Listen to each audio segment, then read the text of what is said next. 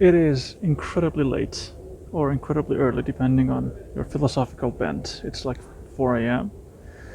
and I'm almost 15 minutes to my first flight for the big move. I'm finally immigrating to another country, and this video begins in the first airport in my home country. Basically, let me draw a map for you, okay? Basically, I'm here.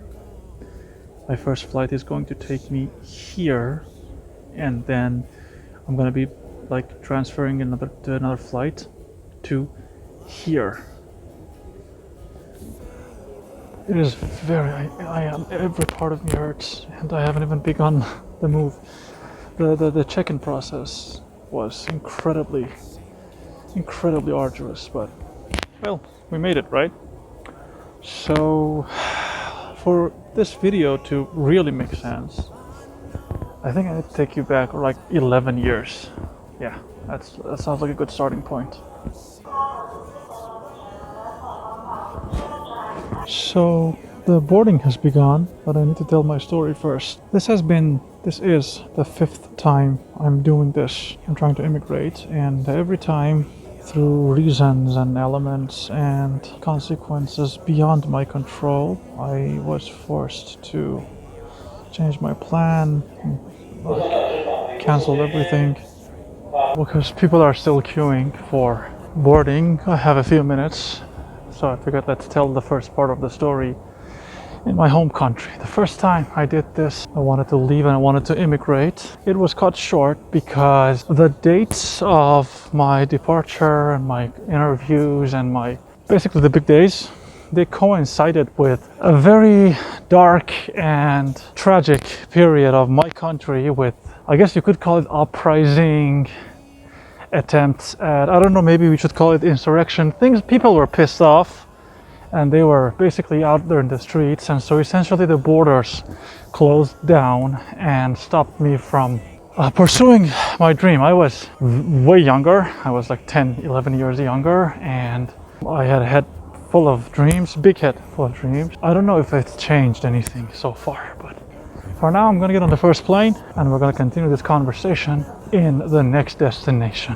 Would it be too cliche if I do some B-rolls from airplane, like the plane leaving? I don't know.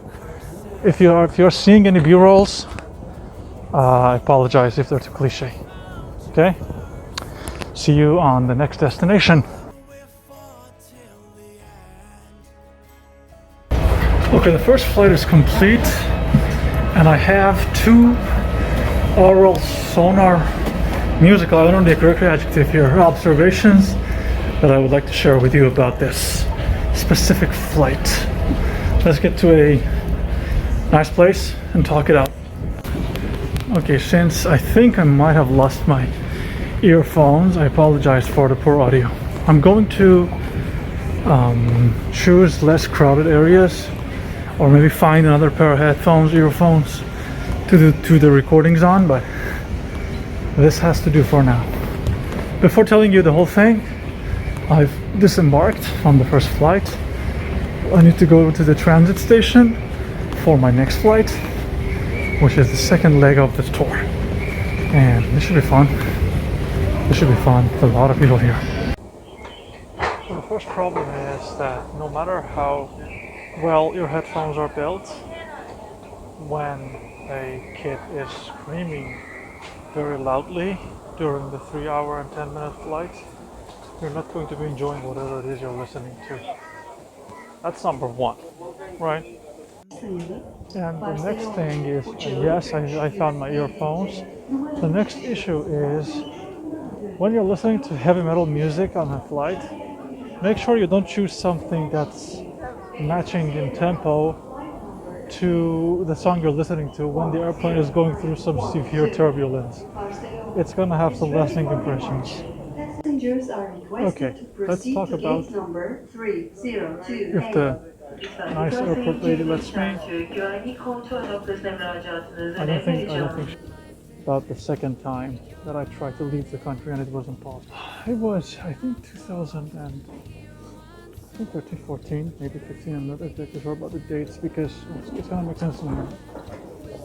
And I was able to get through to a lot of the steps very rapidly since I had a lot of experience.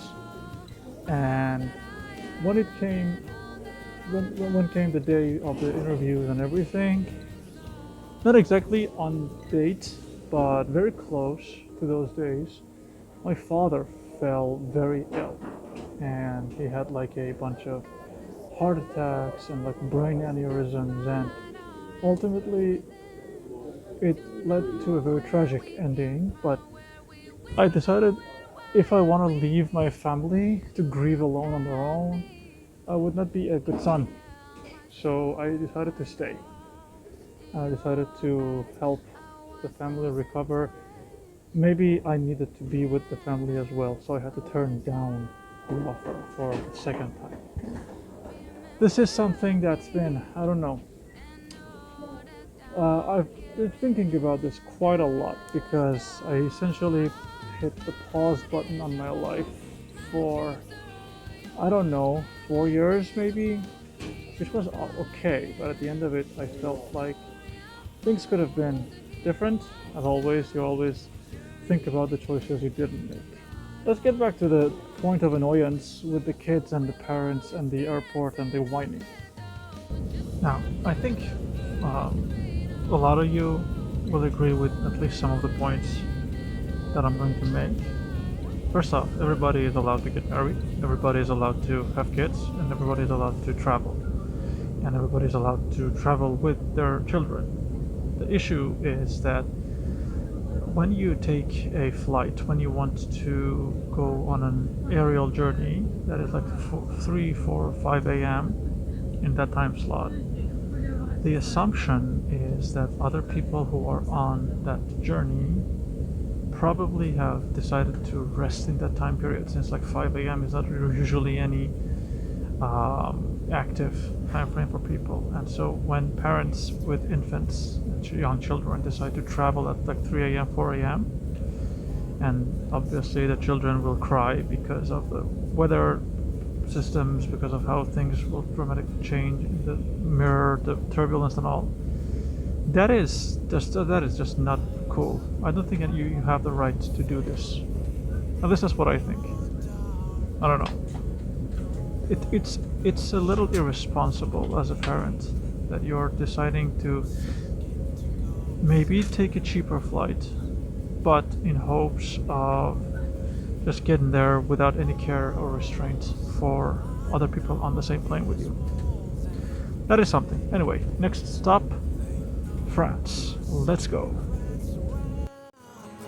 We've been buried here 1,000 times before. We are our pains, we are the night, a refrain of whispers hiding the light. We are our hearts, we are our words, a string of curses calling me home. You are the ink of these tattoos, a scar that tells our tale. This is it. We made it. This is the international airport of Basel in Freiburg-Möllhaus, which is apparently like a border town between Germany and France and Switzerland. And I'm about to get the check-in, the passport control stuff, and head into the city. And finally, the last time that I attempted and succeeded at almost immigrating was last year when I applied for, I believe it's Master of Linguistics and Creative Writing in a very well-renowned university in the UK, and I got my admissions, and it was 2 years ago, not last year, I think it was 2 years ago. The reason I'm telling you this is because I remember on the interview day or around it, they called me and they said, hey, there's this new virus on and about the town, and we don't know what exactly it is, but we're locking the whole system down, so apply next year. And it never happened because, well, it was victimized by time. You know what I mean? And I guess, I mean, that kind of makes sense, but it is not perfect.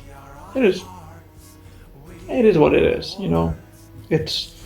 They say it's all well when it ends well, and well, it has ended well because now I am sitting in my buddy's home. I haven't gotten my own place yet. It's apparently a nightmare to do this. And finally talking about how my immigration plan is ongoing and in a positive state. And I love it more than you know. And there is something I want to talk about when it comes to leaving everything behind.